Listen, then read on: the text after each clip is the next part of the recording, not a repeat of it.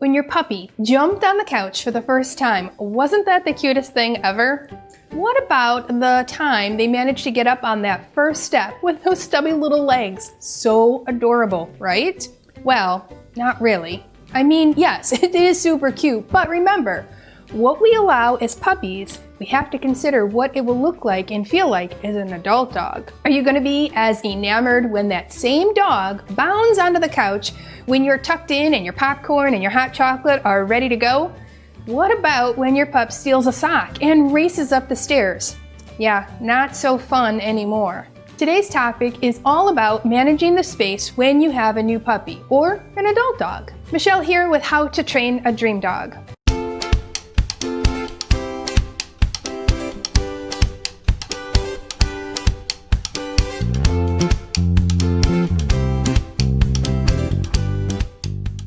Before we dive in, be sure to hit that thumbs up and the subscribe button so you get an alert when the next training lesson gets released. Alright, so you've got a new puppy, and if you've listened to any of my other videos, you probably remember me saying that managing the space in the home is really important. It's one of the main aspects of potty training, keeping the space small so the puppy doesn't have too much room to roam. Let's dig into this point for just a moment. What happens when a puppy has a lot of room to move around? Well, number one, their systems are more active and they're sniffing and they're walking and they're circling, and in general, movement means their system is more revved up. This means more potty accidents. Another thing that happens is that they don't settle. They stay active. Now this means that if you're going out for a while and you give your puppy some room so that they can stretch their legs, you are likely to come home to a puppy who is not well rested and who likely had an accident in your absence. An overtired puppy means a lot of unwanted behaviors too. No thank you. What else happens when pups have a lot of room? They get curious. Curious puppies usually lead to trouble. They get into things that they shouldn't have, or they find a way to get to those things, even if there might be a barrier. When you give pups time and space, they will work hard to get what they want. My first dog, Bear, was given way too much space too soon. He destroyed 2 couches, tore the curtains off the window, and ate a hole in the carpet. And because of Bear, I became a dog trainer. Thanks, Bear. When we're teaching the students enrolled in our online course, we often say reinforcement builds behavior. And in this case, the puppy is getting reinforced for their curiosity. They get into something new and different. This is exciting, and that increases the chances that they'll try it again. This can work in the opposite direction. When they do the right thing, we can reinforce it and they are more likely to continue doing it. That sounds like a much better scenario. Okay, so perhaps now I've convinced you that limiting a puppy's space is a good thing. It's for their own safety and the safety of your home too. But what are good ways to do this? And is there anything else we can do to help our puppies stay out of trouble? Stick with me, these topics are coming right up. Let me just take a moment here to say this. Limiting space and managing the puppy space is super important, but it's important that their needs are met before you expect them to go into that smaller area and be by themselves for a period of time. Have they had a potty break, and have they had some socialization with a human or two, or experienced something new to help build up their confidence? These are all so important to factor into their overall day, especially when it includes time in a small space like we're talking about here. For more info on building a schedule that is appropriate for their age, check out this video here. It's one of my most popular ones. Alright, back onto the topic of managing that space. Here are some tools that I recommend for managing the environment. Now, if you have hung out in our Facebook group at all, or maybe you've already downloaded the New Puppy Starter Kit, if you haven't done so, the link is below this video. Okay, so if you've watched any of those free training videos in it, you probably know that I'm going to say first, the crate. The crate is really the very first fundamental tool in managing the environment for our puppies. It's like their bedroom. Dogs naturally seek out small, dark, cozy spaces to rest, and we're simply letting them know that this crate is the place we've selected for them. The crate is a lifetime arrangement. It's important for your puppy to like his crate for his whole life. It could be a medical reason, grooming, traveling, going to a friend's house, maybe recovering from surgery, or really any other reason. Even if you invite your puppy to sleep with you in bed, Side note, wait till after a year for best outcomes on this one. The crate is always a tool we want to have available and have your puppy content in being in there. The crate also helps with potty training by encouraging a puppy to hold their bladder until it's in a different environment. A stronger bladder means the longer duration in between potty breaks and eventually a pup who can sleep through the night. The crate really is the best spot for your puppy when he needs a nap. Biting puppies often need rest, and if you simply leave them out and beg them to take a nap, do you really think it's gonna happen?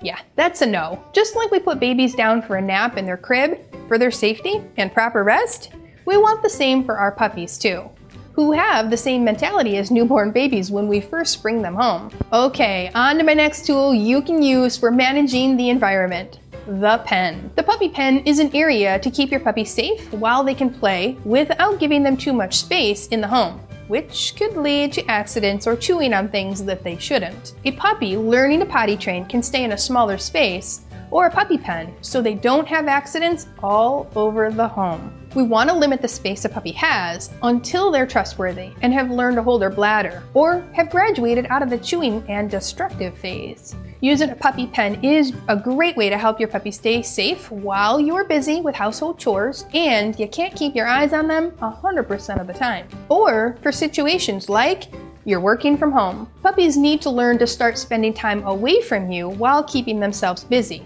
in a safe way. A puppy pen is not for sleeping and napping. We keep our puppies in a crate for all naps and at bedtime. The space is more cozy and this helps them sleep instead of stay in play mode. Now, think of a puppy pen like a pack and play or a playpen for babies. Now, you can learn more about a good setup for puppy pens and crates in this video here. Or you can take the tips on the pens from that video and keep your crate and pen in different places. That's up to you and your puppy. When creating a penned area, I like to use this pen here. It has vertical bars that are a lot harder for curious puppies to climb, and sometimes we have bigger pups who are great jumpers who can still escape. Now for those guys, we're gonna need a taller pen or even some sort of DIY setup where you put a cover over the top. But the best thing to do is to teach your puppy not to jump. I know that's easier said than done, but with my online course, you will learn all the best tips on how to teach your puppy proper manners in the pen, in your home, and even when guests arrive too. Now you can learn more about that course in the description below this video. Now the pen can work really well even in an open space household, either up against a wall, in a kitchen that usually has an entrance area, or even in the corner. Even with no walls, you can still make a pen in a circle area where they can stay safe. Do you want to know what we don't recommend you use for a pen? This thing here. This is a big nope in my book. The fabric pen may look handy, but your puppy will probably learn to escape from it in a hot second. He also might enjoy chewing on it, and even the most diligent puppy owner still might find a potty accident or two. Now, those accidents are pretty impossible to clean up in a fabric pen like this. Do yourself a favor and get the right tools the first time. Now, baby gates can also work really well for puppy pen gates, including those that attach to the wall and have a door or even a cat door. We really don't want to be lifting our puppy in and out of the pen. It is important that they learn to go in when you ask them to, and they learn to follow your direction when they come out. So be sure to get a pen that has an opening for human and canine. Now, the next tool you can use while managing space is the same concept as a pen, but this is one for outside. It's a potty pen. A potty pen is a smaller gated area that you can set up outside that is a designated potty spot. If you've ever taken a puppy outside, you might notice that even if the schedule indicates it's time for puppy to have a break, all of a sudden that pupper just won't go. He wants to chew the sticks and eat the grass and chase the leaves and investigate the far corner of the lawn, which you haven't cleaned up from last fall. This is a recipe for disaster. Even though your dog is on a leash, I recommend having a designated potty spot that will help him focus. So a recommended gate like this, which isn't really designed to keep him in, but it's enough of a barrier that keeps the space within a larger space. It works really well when you have the puppy on a leash, and maybe you walk around the outside of the pen while the pup is on the inside. Some pups need that movement to get their little system ready for a poo. So we've got a crate, a pen inside and a pen outside, and what else? Training? Yep, training. Let's talk for a moment about impulse control. That puppy I mentioned at the beginning who's excitedly joining you on the couch? Yeah, he needs to learn some more impulse control. This means he needs to learn to think before just acting on every impulse. Now, it's normal for puppies to have no impulse control at the beginning, but it's still something you can start working on right away. Impulse control can be taught through a variety of fun training games. This can also lead to the leave it skill that will be very important on walks and in the house. Leave it and off are two very important commands that we want our puppy to understand. This is for their own safety and good and manners in your home. As with any skill, we have to break teaching down into baby steps where we teach the dog what we expect of him and then slowly turn up the dial of distractions. So, when we really need him to comply, he has practiced so much he'll do it right away. But it isn't enough just to teach this important skill. We also have to manage the environment outside of the training sessions so that the right choice is the easiest choice. That means restricting your puppy's access so he can't constantly get at the couch or the stairs, and his poor behavior could get reinforced accidentally. Now, our pups can chain behaviors together. Jump on couch, get off, get treat, repeat. Now, we want to put more focus on what we should be doing instead and break the cycle. We want to put more focus on what they should be doing instead and then just break that cycle. We go over a lot of these skills in our online puppy training course, but the tips in this video will help give you everything you need to know about managing the environment while you're in training. Now, you can find the link to the course below in the description like I mentioned before. There are really a lot of other creative ways you can manage the space in your home and to keep puppies safe. This includes lids on the garbage cans, closets with doors that contain shoes and yummy smelly socks, curtains that are raised just a little bit, and the gates are around things like plants and Christmas trees. Now, when you start to give your puppy more freedom into a new room, you'll soon notice what puppy proofing you haven't done. Now, before I share my last tip with you, don't forget to hit that subscribe button so you get notified when next week's lesson goes live. Okay, one more point I want to make about managing space. Some people ask me, Michelle, if all I do is block off areas he can't go, how will my puppy ever learn to leave those things alone?